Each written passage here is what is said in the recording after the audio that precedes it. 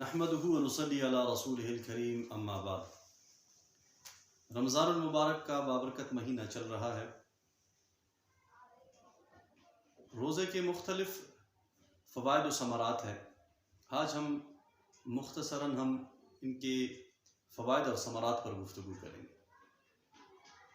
سب سے پہلے اس کا اثر انسان کے تربیت پر پڑتا ہے، اور دوسرا انسان کے اجتماعی معاملات پر پڑتا ہے، اور تیسرا انسان کے صحت پر۔ انسان کا جو انفرادی طور پر جسم اور روح کا جو رشتہ ہے، اس کو قوی ہونا چاہیے۔ روزے میں اللہ تبارک و تعالیٰ نے صلاحیت رکھا ہے کہ انسان کے روح کو لطیف بناتا ہے اور انسان کے ارادے کو طاقتور بناتا ہے۔ جب انسان روزہ رکھتا ہے تو ذاتی اعتبار سے اس کو بہت سارے روحانی فوائد ملتے ہیں۔ انسان کے شہوانی خواہشات میں اعتدال آتا ہے، اور انسان کا ارادہ مضبوط ہوتا ہے، ان کے خیالات پاک صاف ہو جاتے ہیں، روحانی اعتبار سے وہ ترقی کرتا جاتا ہے،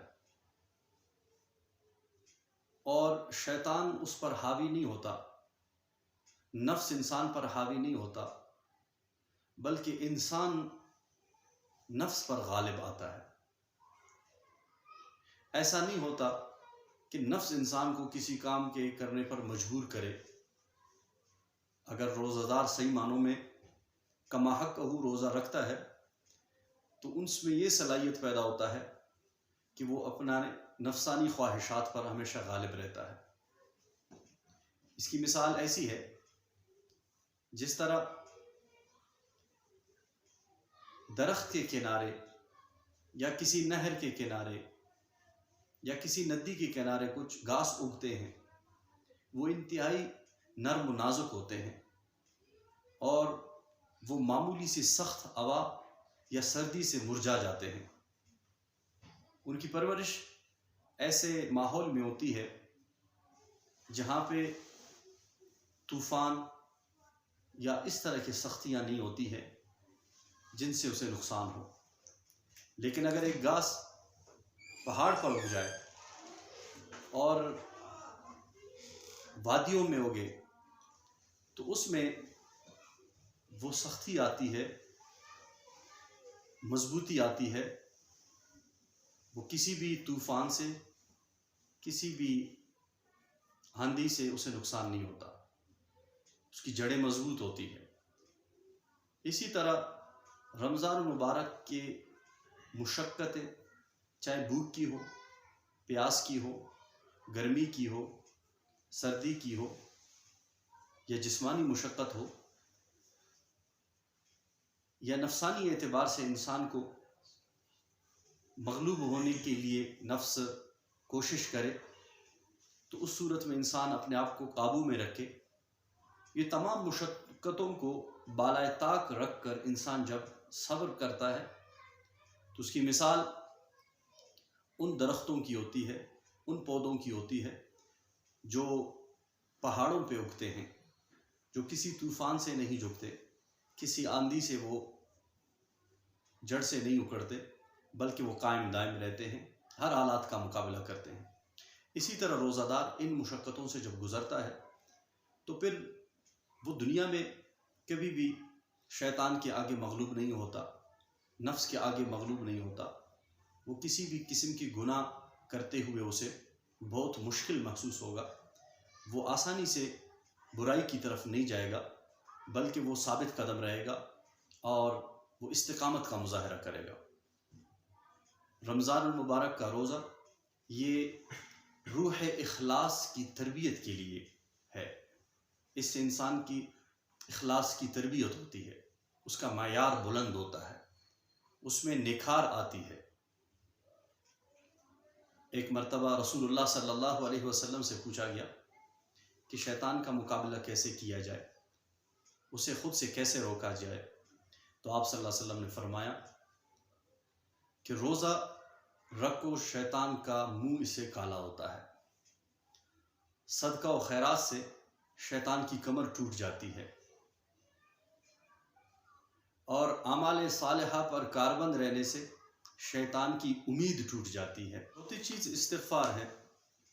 جو انسان کثرت سے استغفار کرتا ہے تو اس سے شیطان کے دل کا رگ کٹ جاتا ہے۔ غرض رمضان المبارک کے روزے انتہائی فائدہ مند ہیں کسی بھی انسان کی تربیت کے حوالے سے، چاہے اس کی روحانی تربیت ہو یا اخلاقی تربیت ہو۔ اس پہ بہت سارے اثرات مرتب ہوتے ہیں، اور آخرت میں اس کے لیے اجر و ثواب انتہائی زیادہ ہے۔ اللہ تبارک و تعالیٰ نے جنت کا ایک دروازہ جسے الریان کہا جاتا ہے، یہ تیار کیا ہے روزہ داروں کے لیے۔ اس کا مفہوم تو یہی ہے، سیراب شدہ لوگ۔ ظاہر ہے روزہ داروں کو عموماً جو مشقت ہوتی ہے پیاس سے ہوتی ہے، تو اس لیے اس دروازے کا نام باب الریان رکھا گیا ہے۔ اس دروازے سے روزہ داروں کو بلایا جائے گا، اور جو روزہ دار اس دروازے سے گزر کر جنت میں داخل ہوگا تو وہ ہمیشہ ہمیشہ کے لیے سیراب ہوگا، اسے کبھی پیاس کی شدت اور تکلیف نہیں ستائے گی۔ اور اسی طرح اجتماعی جو اثرات ہیں روزے کے، یہ ہم سب جانتے ہیں کہ ایک شخص روزہ رکھتا ہے، اسے جب بھوک اور پیاس لگتی ہے تو اسے مساوات کی فکر ہوتی ہے، اسے یہ خیال آنا چاہیے کہ جو ضرورت میری ہے وہ میرے بھائی کی بھی ہو سکتی ہے۔ یعنی میں کھانے پینے سے رک گیا ہوں، بھوک اور پیاس مجھے لگ سکتی ہے۔ معاشرے میں بہت سارے ایسے لوگ ہیں جو کھانے پینے سے محروم ہیں، جنہیں غذائی قلت کا سامنا ہے، جنہیں پانی نہ ملنے کا سامنا ہے۔ تو رمضان المبارک کا یہ بابرکت مہینہ ہمیں پیغام دیتا ہے کہ ہم مساوات اور عدل کا مظاہرہ کریں۔ جو چیز ہم کھاتے ہیں ہم اپنے دوسرے پڑوسیوں کو، بھائیوں کو، اہل محلہ کو، علاقہ کو بھی کھلائیں۔ جو ہم استعمال کرتے ہیں ان کو بھی وہ چیز دے دیں تاکہ ان کے لیے بھی یہ سہولت ہو۔ تو ایک شخص جب روزہ رکھتا ہے تو اسے اس چیز کا احساس لازمی ہونا چاہیے کہ معاشرے میں جو سہولیات اسے حاصل ہیں، جن کو نہیں ہے تو وہ ان کو فراہم کرنے کے لیے کوشش کرے۔ اگر جو شخص یہ ضرورت محسوس نہیں کرتا، اسے روزہ رکھنے کے باوجود یہ خیال نہیں آتا، تو وہ اس خیر کے پہلو سے وہ محروم ہوتا ہے جو اللہ تبارک و تعالیٰ اسے یہ کام لینا چاہتے ہیں۔ معاشرے میں اجتماعی طور پر لوگوں کو خیر پہنچانے کا، وہ رمضان المبارک کے روزوں کا ایک اہم پیغام ہے، وہ اس سے محروم ہوتا ہے۔ اور تیسرا بڑا فائدہ انسان کی بدن کو روزہ رکھنے سے ہوتا ہے۔ تمام معالجین، چاہے جدید ہو یا قدیم، وہ اس بات سے متفق ہیں کہ بھوک رکھنے سے انسان کی صحت کو بہتری آتی ہے، اس سے انسان کو جسمانی اعتبار سے تقویت ملتا ہے، اس سے بیماریاں ختم ہوتی ہیں۔ سب اس بات پر متفق ہیں کہ جو بھی امراض پیدا ہوتے ہیں، اگرچہ جہاں ان کے لیے دواؤں کی تجویز کی جاتی ہے تو وہاں پہ اس امر کو کبھی نظر انداز نہیں کیا جا سکتا کہ روزے کے بھی اپنے فوائد ہیں۔ اگرچہ ہم بطور مسلمان اللہ کا حکم سمجھ کر اس کو رکھتے ہیں، لیکن جسمانی حوالے سے صحت کے شعبے میں ضمناً ہمیں یہ فوائد اس کے حاصل ہوتے ہیں۔ لوگ عام طور پر رمضان سے پہلے کھانے پینے میں اگر احتیاط نہیں کرتے ہیں، ہر وقت کھاتے رہتے ہیں، جس کی وجہ سے انسان کا جسم پھول جاتا ہے، اس میں اضافی چربی پیدا ہوتی ہے، وزن بڑھ جاتا ہے، معدے پہ بوجھ رہتا ہے، جس کی وجہ سے مختلف بیماریاں جنم لیتی ہیں۔ تو اللہ نے سال میں ایک مہینہ رکھا ہے، اس میں انسان کے جسم کو ایک قسم کا قرار آتا ہے، اس کے معدے کو جو مسلسل چلتا ہے ایک قسم کا ریلیکس ہونے کا ایک موقع ملتا ہے. اور جس طرح کہا جاتا ہے کہ معدہ تمام بیماریوں کا گھر ہے، اور اسی طرح امساک یعنی کھانے پینے سے رک جانا یہ تمام دواؤں سے بہتر ہے.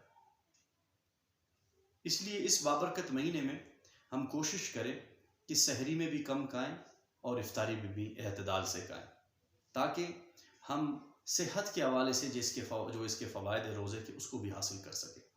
اضافی چربی ہمارے جسم میں ہوتی ہے وہ اس سے پگھل جاتا ہے، اور مختلف قسم کی بیماریاں جو جسم میں ہوتی ہیں پرانے سے پرانے، روزہ رکھنے سے اللہ تبارک و تعالیٰ ان میں بھی انسان کو صحت یاب اور شفا یاب کرتے ہیں. تو دعا ہے کہ اللہ تبارک و تعالیٰ ہمیں رمضان المبارک کے ثمرات اور فوائد کو حاصل کرنے کی توفیق دے. وآخر دعوانا الحمدللہ.